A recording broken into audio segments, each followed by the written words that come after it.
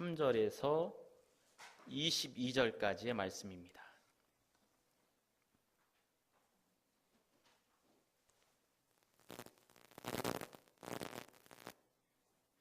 한 절씩 교독하도록 하겠습니다. 유대인의 유월절이 가까운지라 예수께서 예루살렘으로 올라가셨더니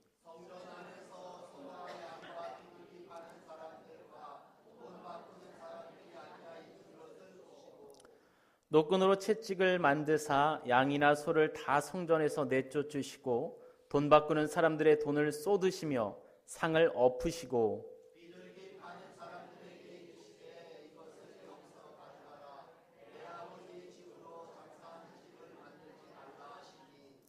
제자들이 성경 말씀에 주의 전을 사모하는 열심이 나를 삼키리라 한 것을 기억하더라.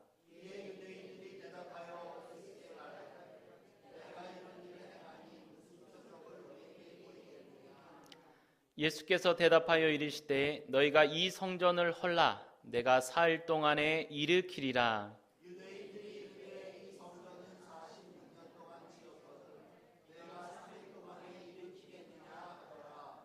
그러나 예수는 성전된 자기 육체를 가리켜 말씀하신 것이라.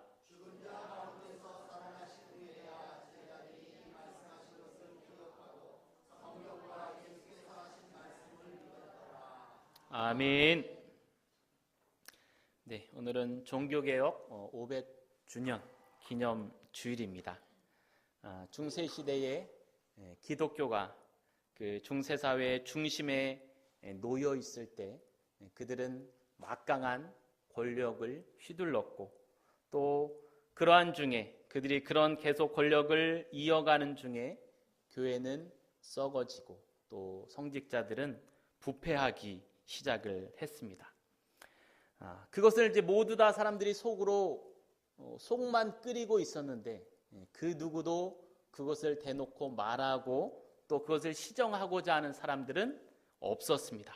왜냐하면 당시에 그 교회의 권력에 맞선다는 것은 곧 죽음을 의미하는 것이기 때문에 그렇습니다.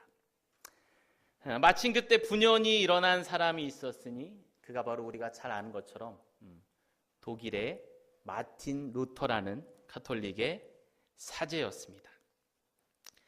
그는 하나님과 인간 사이의 중재자로서 그 역할을 독점하려는 교회에 대해서 반대하고 신자들 누구나 하나님과 직접적으로 만날 수 있음을 공포했습니다.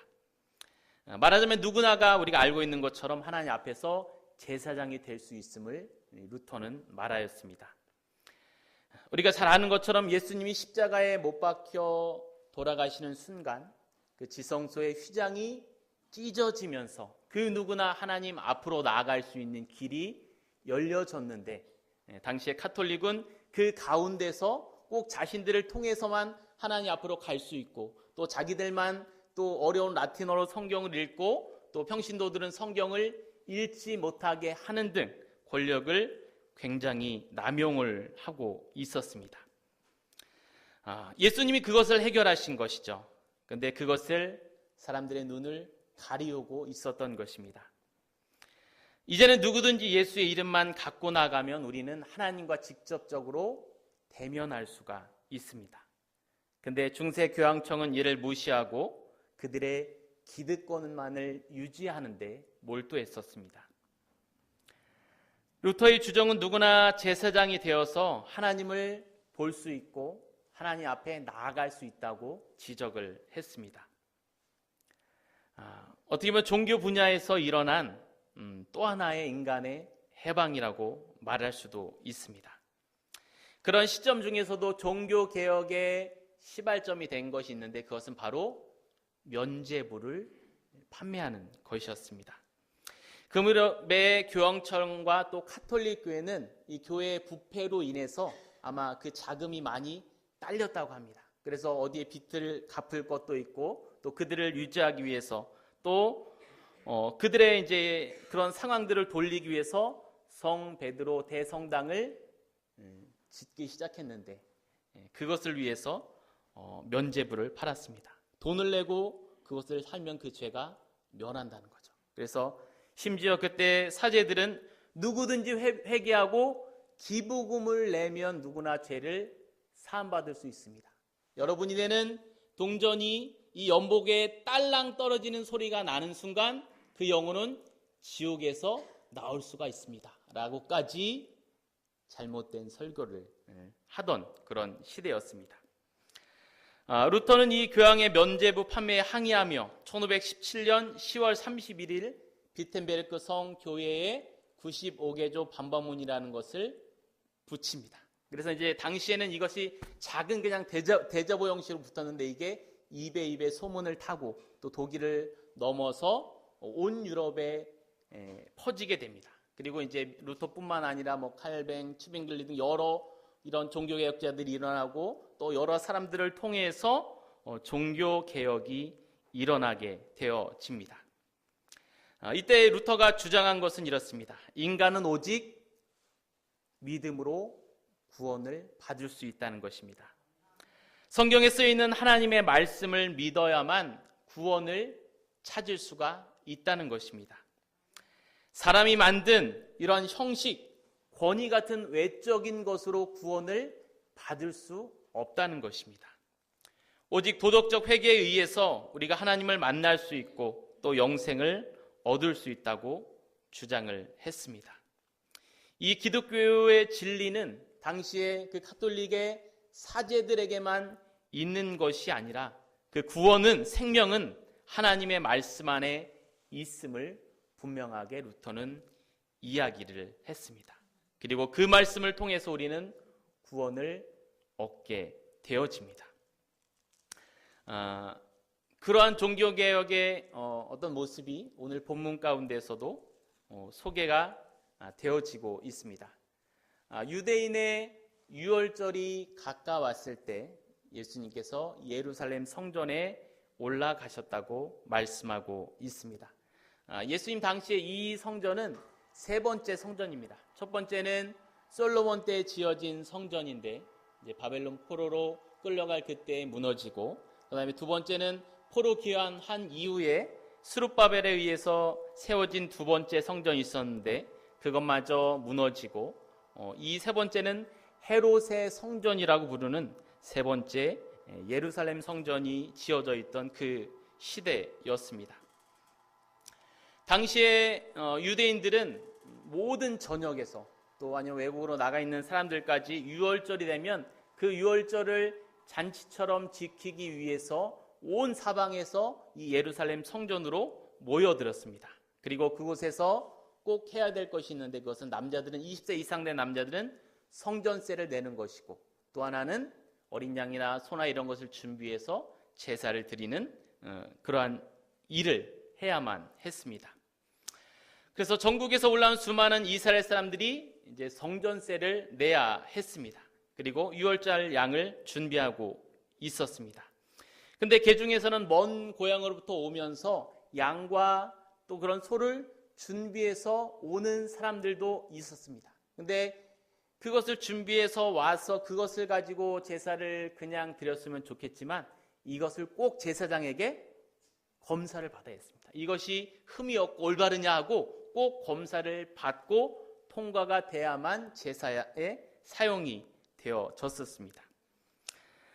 근데 한편 그때에 대제사장 가야바는 예수님의 공생애가 시작되던 해부터 성전뜰에서 장사를 시작하도록 허락을 했다고 합니다. 그러면서 그들은 막대한 이익을 취하기 시작을 했습니다.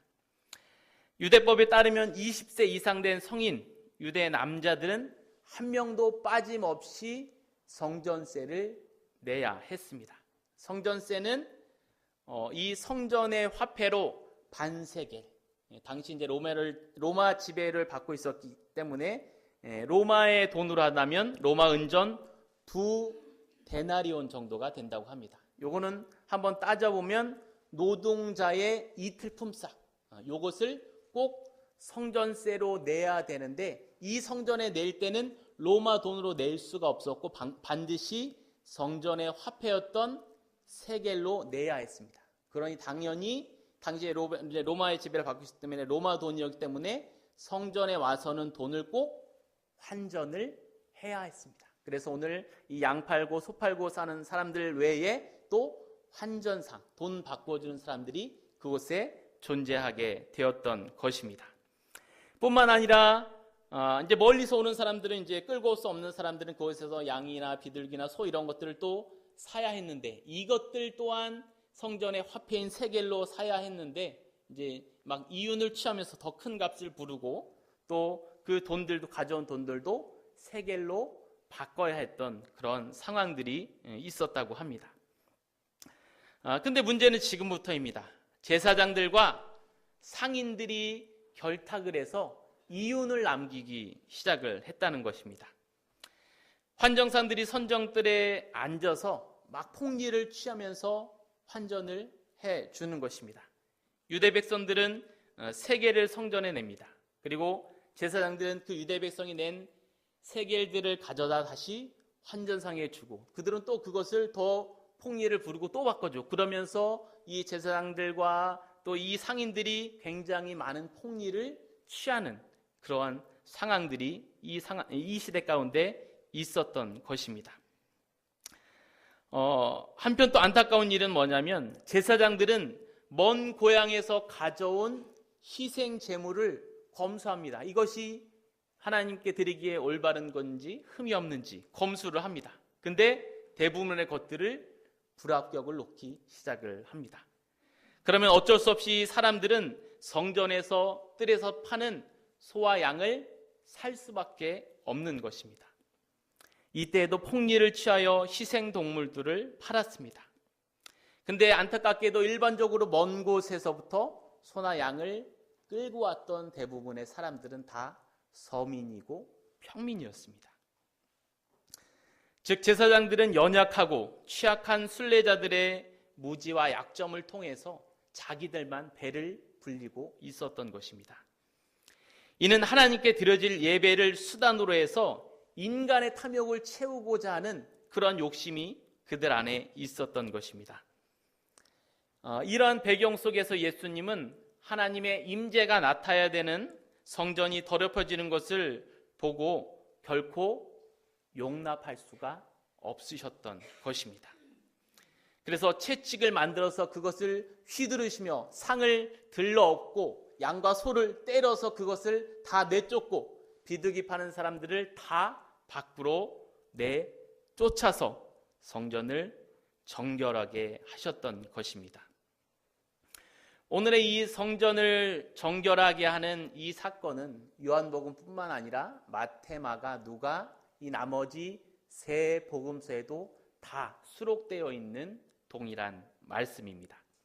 그러나 조금 차이가 있다면 오늘 요한복음의 이 말씀은 공생애가 처음 시작되는, 예수님이 사역을 처음 시작했던 초기에 있었던 일이고, 나머지 세 복음서의 성전 청결 사건은 예수님 공생애의 마지막 부분, 십자가를 지시기 전에 있었던 사건으로 기록이 되어집니다.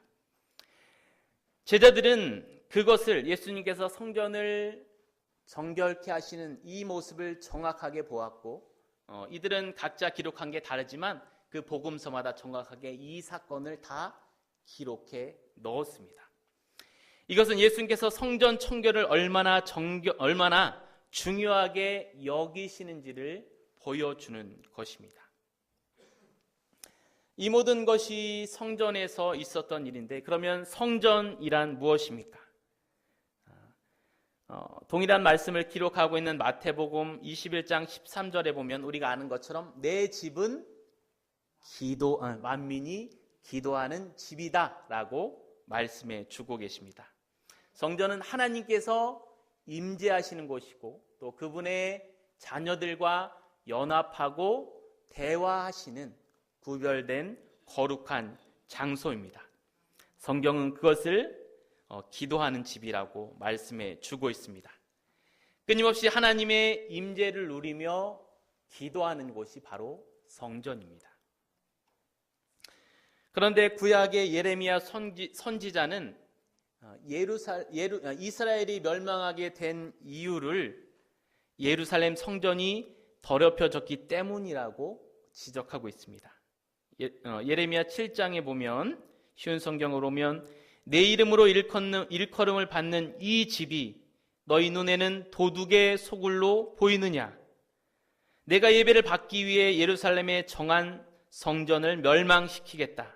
너희는 내가 너희와 너희 조상에게 준 그 성전을 의지했지만 내가 실로를 멸망시켰듯이 그곳도 멸망시키겠다.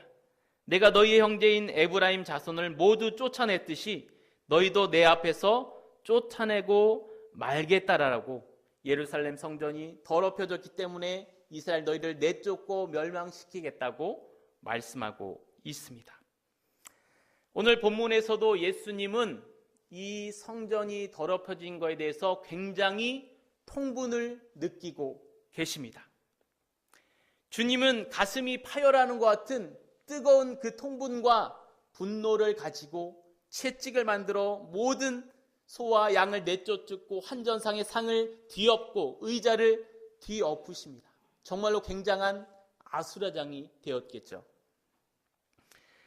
예수님의 우리가 생애를 잘 알고 있지만 예수님이 이때처럼 분노하신 때는 없었습니다. 이토록 속상해하는 때도 없었습니다. 그분은 자비와 사랑이 끝이 없는 분이십니다. 그분은 겸손하시며 오래 참으시는 우리의 그리스도이심을 우리는 알고 계십니다. 그러나 하나님이신 예수님께서는 더럽혀진 성전에 거하실 수가 없었습니다. 그분은 거룩하고 정결한 성전을 원하시는 분이기 때문에 그렇습니다. 그래서 그 모든 것을 다 엎으시고 내쫓으시고 환전상의 돈을 엎으셨습니다. 그리고 성전에 장사하는 모든 물건들을 다 성전 밖으로 가지고 가게 하셨습니다. 성전을 청결하게 하시는 이 예수님의 거룩한 분노와 고통이 느껴지시나요? 주님의 그 속상하고 분한 마음이 느껴지시나요? 왜 주님은 그렇게 분노하십니까? 오늘 16절에 내 아버지의 집으로 장사하는 집을 만들었다고 말씀하고 있습니다. 즉 성전을 그들의 배를 불리기 위한 탐욕의 장소로 만들었다고 예수님은 분노하고 계신 것입니다. 예레미야를 통해 주 여호와 하나님께서 분노하신 것과 같습니다. 성전을 통해서 더러운 이윤을 보려고 하는 것, 그것이 하나님과 예수님의 분노의 원인이었던 것입니다. 하나님의 소유였던 성전이 더럽혀졌기 때문에 예수님은 그토록 분노하셨던 것입니다. 예수님께서 얼마나 이 성전의 청결을 원하셨는지 제자들이 오늘 17절 말씀, 이것은 시편 69편 9절에 나오는 말씀인데요. 제자들이 성경 말씀에 주의 전을 사모하는 열심이 나를 삼키리라는 것을 기억하더라라고 기록하였습니다. 이 내용은 성전 정결을 추진하면 그로 인해서 손해를 보는 많은 사람들로부터 공격과 비방을 받게 될 줄로 아셨지만 기꺼이 그것을 추진하셨다는 것입니다. 예수님께서는 성전 청결을 하심으로써 처음부터 끝까지 이 장사꾼들에게 또 제사장들에게 철저히 미움을 받게 되셨습니다. 성전에 종사하며 폭리와 특권을 누리는 자들과 또 장사꾼들이 예수님의 이러한 행위에 대해서 지독한 증오와 미움을 갖기에 충분한 이유가 되었던 것입니다. 따라서 예수님은 이 성전 청결 사건으로 인해서 십자가에 못 박는 자리까지 이르게 되어집니다. 주님은 이러한 사실을 다 아시면서도 성전의 거룩과 정결을 철저하게 추진하셨습니다. 이는 주의 백성들에게 성전의 청결이 얼마나 중요한지를 생생하게 몸소 보여주신 것입니다. 그런 예수님에게 18절의 유대인들이 말합니다. 내가 이런 큰 일을 우리에게 행하니 당신이 우리에게 무슨 큰 표적을 보여줄 수 있는가라고 유대인들이 예수님께 묻습니다. 그러자 예수님은 이 성전을 허물어라. 그러면 내가 사흘 만에 다시 세우겠다라고 말씀합니다. 사람들이 그러죠. 46년 동안 세워졌는데 어떻게 내가 3일 만에 세우겠느냐. 예수님이 이 다시 세우겠다고 한 성전은 당연히 건물이 아니겠죠. 당연히 그 건물을 46년 세운 것을 3일에 세울 수는 없겠죠. 이것은 새롭게 들어설 성전은 건물이 아니라는 뜻입니다. 결국 우리 주 예수님은 유대 나라의 의로는 성전이 정결하여질 수 없음을 아시고 친히 십자가의 죽으심으로 자신의 몸을 통해 하나님께서 임재하시도록 하셨던 것입니다. 그리고 부활하신 예수님은 하늘로 오르시고 또 하나님 보좌에 앉으심으로 성령을 우리 가운데 보내주셨습니다. 그 후로 주의 보혈로 값주고 삼바된 자들을 성령으로 거듭나게 하시면서 그들의 몸이 성전이 되게 하셨습니다. 성령께서 오순절날에 이 땅에 오신 이후로는 복음을 통해 성령으로 거듭난 자들이 주의 성전입니다. 고린도전서 6장 19절에서 20절에 바울은 이렇게 선포합니다. 너희 몸은 너희가 하나님께로부터 받은 바 너희 가운데 계신 성령의 전인 줄을 알지 못하느냐. 너희는 너희 자신의 것이 아니라 값으로 산 것이 되었으니 그런즉 너희 몸으로 하나님께 영광을 돌리라 라고 우리 가운데 말씀해 주고 계십니다. 우리는 내 자신이 성령이 거하시는 전이라는 사실을 분명히 기억해야 합니다. 우리가 성령으로 거듭나 구원을 받으면 하나님께서는 반드시 우리 안에 거하시며 우리는 하나님의 성전이 되어집니다. 우리는 지금 하나님께서 거하시기를 원하시는 또 하나님이 기뻐하시는 성전이 되고 있습니까? 바울은 성전된 우리에게 하나님께 영광을 돌리는 것이 우리의 사명이라고 말씀을 하고 있습니다. 날마다 매 순간마다 내 자신이 성전이라는 사실을 의식하고 계십니까? 우리는 어떤 행동을 할 때마다 이러한 질문을 늘 해야 합니다. 지금 내가 하려는 일이 과연 예수께서 그분의 보혈을 치를 만한 가치 있는 행동인가? 하나님의 성전인 우리는 또 우리의 눈은 지금 무엇을 보고 계십니까? 지금 이 시대에 있어서 주의 백성들의 성전된 몸을 더럽히는 것이 우리의 눈 가운데로 들어오고 있습니다. 여러분의 귀는 어떠십니까? 여러분이 듣고 있는 음악은 어떤 것입니까? 또 자녀들이 어떤 음악을 듣고 사는지 알고 계십니까? 이 세상의 욕심에 빠져들어서 우리가 듣게 되는 TV, 또 여러 가지 인터넷, 또 스마트폰, 온갖 세상의 많은 시끄러운 소리들이 우리의 생각과 우리의 마음을 지배하고 있습니다. 거짓된 음성이 판을 치고 있는 시대입니다.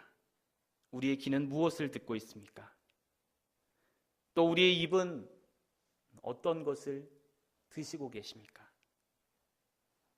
우리의 발은 성전이 있어야 할 곳에 가고 계십니까? 아니면 결코 가지 말아야 할 곳에 우리의 발이 가 있는 것은 아닙니까? 또 우리의 손은 어떻습니까? 하나님 주신 이 손으로 우리는 지금 무엇을 하고 있습니까?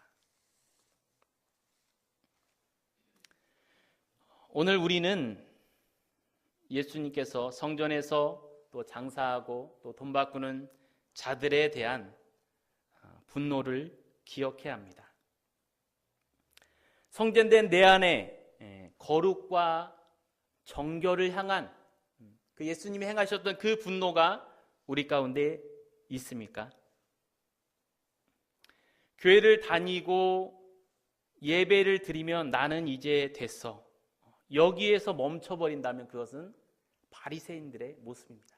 나는 11조도 하고 채소의 아주 작은 것까지도 11조를 드리고 나는 금식도 하고 이것도 하고 이것도 합니다. 저 세리는 하지 않지만 나는 하고 있습니다.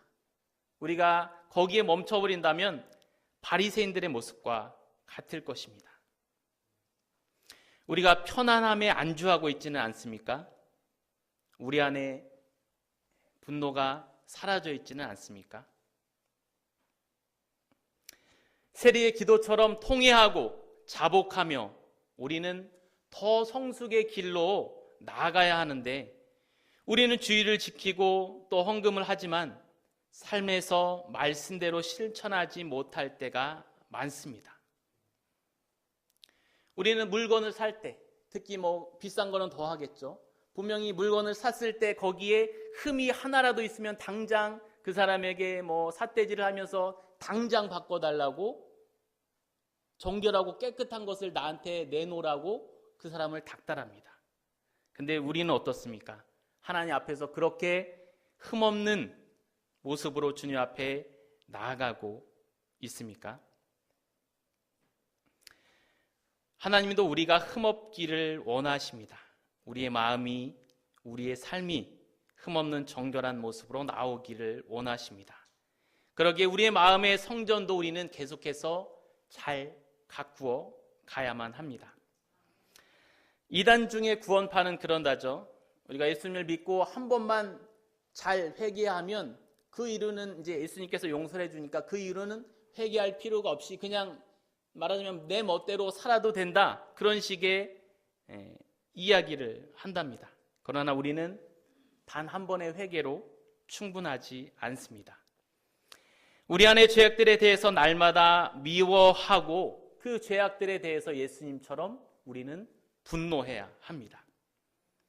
거룩과 정결을 원하시는 주님 앞에서 성전 안에 죄악된 모습을 그토록 통분하시고 분노하셨던 것처럼 우리는 세상을 사랑하며 살아왔던 우리의 모습들, 또 세상의 가치관에 빠져서 마음 구석구석 배어있는 죄악과 탐욕을 깨끗이 정화해내야 합니다.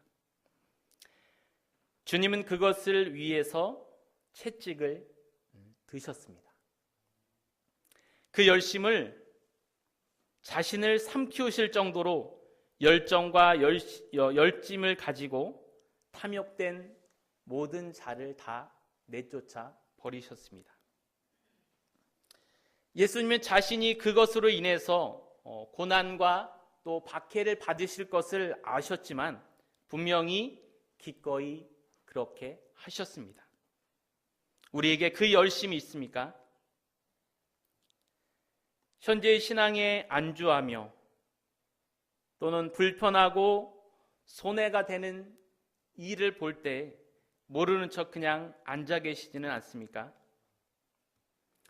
참 신앙은 거룩을 향한 죄악에 분노하는 것이고 또 안주하지 않고 진리를 향해서 도전하고 또 열심을 내는 것입니다. 종교개혁이 500년이 지났지만 여전히 지금 또한 그러한 여러 가지 종교개혁의 모습이 필요한 시대입니다. 그러나 지금 교단의 이 한국 사회나 교회 이런 큰 것들을 말하고 싶지는 않습니다. 왜냐하면 개혁과 변화는 나 자신부터 시작이 되어지기 때문에 그렇습니다. 요한계시록에도 말씀하고 있지만 우리가 차지도 뜨겁지도 않을 때 주님은 우리를 내치실 것입니다. 오늘 이 시간부터 다시금 우리 자신의 정결함을 위해서 회개하고 또 참신앙을 위해서 도전하고 또 열심을 낼 때 내가 바뀌어지고 또 내가 바뀌어질 때 우리 가정이 바뀌어지고 가정이 바뀌어질 때 이 교회가 바뀌고 또 교회가 바뀔 때 이 나라가 바뀌어질 것입니다.